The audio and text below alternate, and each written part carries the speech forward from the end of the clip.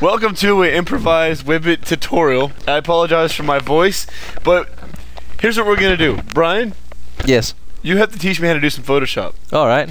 I went to a Washington Redskins game last night. I have some pictures, and I want you to show me how to do something cool with them. And my voice is messed up because I was yelling a lot at the game. Alright. What are you gonna do? So, the only reason anybody would possibly want to learn Photoshop is so that they could put their head on somebody else. That's pretty much the only reason why. Yeah. That like I might look kind of weak, so I'll take a picture of like Arnold surrounded by 50 women, and I'll put my head on his face. I mean, my face on his head, and I'm like, yeah, that's really me, dude. Seriously. So this is the directory where we have the pictures, and Brian's gonna grab this one that he's got his mouse on. Open that one real quick. That is a photograph of me and the lovely Molly at the Redskins game from our seats. And Brian, what did you want to do with this picture? I'm gonna put my face on here, so I'm like, meh, to Kevin, since you know. Oh, thank you, Molly. And actually, ladies and gentlemen, Brian, because you and I are the only one that watch these videos. Yeah. We were just handed rainbow sherbet. Wow, that's from the lovely girl you see in this ginormous amount photograph. of rainbow sherbet. Oh, hold on, we gotta stop this. So basically, since for whatever reason, I wish my face was right here. So I'm gonna put my face there, and I'm gonna put it on my MySpace page and be like, everybody, look at this man I have. We actually created our own photograph a minute ago. Yeah, of me looking up like. Open the photograph. Zoom in a little bit because this is a brilliant photograph. Little out of focus, but it'll do the trick. We're not worried too much about it. Well, plus you're also going to be making it smaller, so you're not going to really notice it as much. Right, that's true. Brian with his beautiful little look on his face. So this is me going, huh. Oh, I'm with Kevin. I'm so lucky at the Redskins game. All right, so since Redskins rock, by the way. Yeah, football sucks. Football is awesome. So what are you doing right now, Brian? Slow down. I'm sorry. Like you're acting. Okay, like so I opened. Okay, you opened up the photograph. Okay, so I opened. Yes. Okay, so we have the photograph of my face. Okay. So this is like a selection tool. Okay. This is assuming that you know the basic gist of what Photoshop is. And I don't. I'm so bad at Photoshop. So anyway, this is called the lasso tool. Okay. So you have a couple different versions of a lasso tool. I could use a magnetic lasso, which will try to assume the shape that I'm going for. See how it's kind of like trying to automatically shape itself to my head? That's really cool. Yeah, so it's like a magnetic lasso. There's a lot of disadvantages to it because like the shadow's black and my hair is kind of dark. Yeah, so plus it also misses your head right there. Right, it's not very precise, but it's quick and dirty, and if it's a very obvious difference, it works. So this is a freehand lasso, the smooth one, so you just move wherever you want. Around. Make it a little hard. The one in the middle is a polygonal lasso tool. So what you do is you just kind of set points. So every time you click, you're making a new point, and it creates the polygon. The multi-sided shape. That is the selection. And when you double-click it, it'll finish the shape, and you'll see the selection jumping around. So we're just going to do a copy and paste. Everybody knows a copy and paste. I hope so. Lovely. All right, zoom in on this picture. So there's my floating head. All right, let's get a good shot of what it looks like before. All right. We are about to completely make this picture. We should just leave it like that.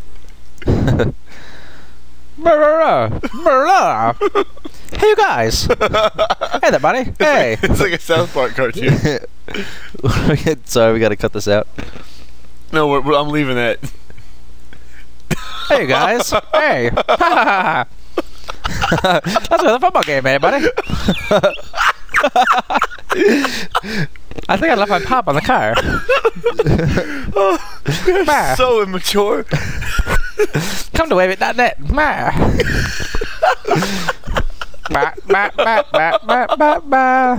There's a cat bucking my leg right as we speak. Oh, Canada.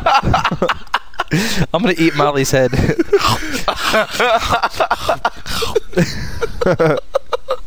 That's quite possibly the funniest thing I've seen in my entire life. Okay, sorry about that. Okay, that's staying in the final cut. Okay, we're done. So we have our layers here. So the first layer is the background. Okay. Which we can turn on and off. Oh my God, cat! This cat is having sex with my hand and the mouse. Now I have cat puss juice all over my fingers, and I'm trying to eat sherbet. Rainbow sherbet. So okay, so here's the layer of my head. So you can see a little preview of my head here. Yeah. Okay. And the little eyeball makes it go away. Right. So this is like the visibility eyeball. Okay.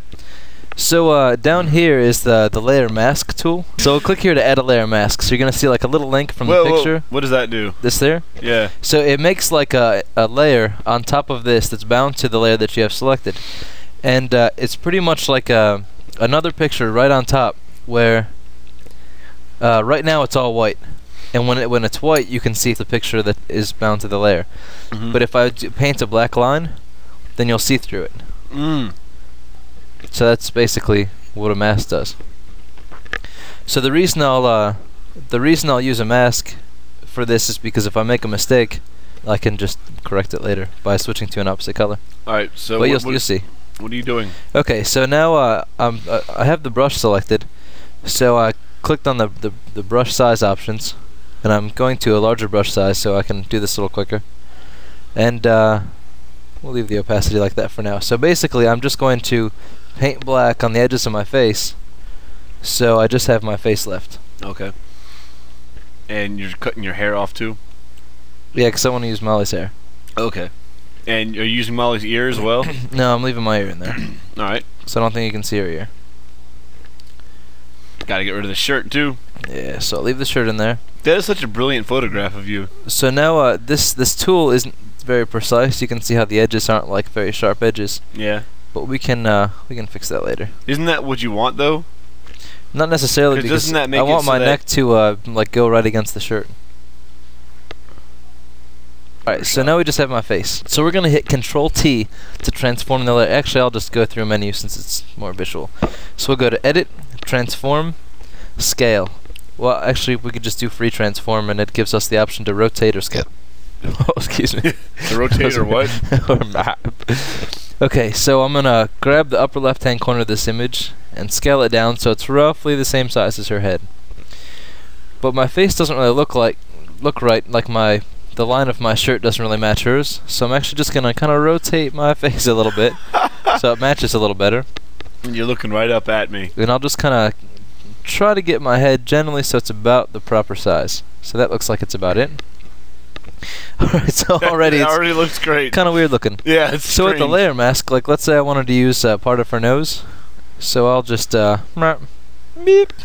So now I have her mouth, my nose. Wow, that's crazy looking. Okay, that's kind of weird. That's creepy. I'm sorry. I'm so sorry. How's that? That's beautiful.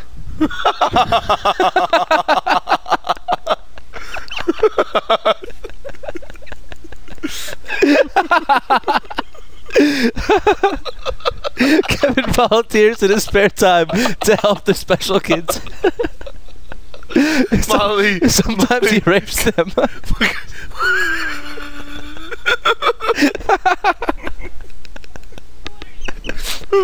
We're not mean to people. We just have fun. Okay. All right. Oh, I have tears in my eyes. Yeah, same here. Now what? So the line of the shirt I want to make a little more precise. So let's make the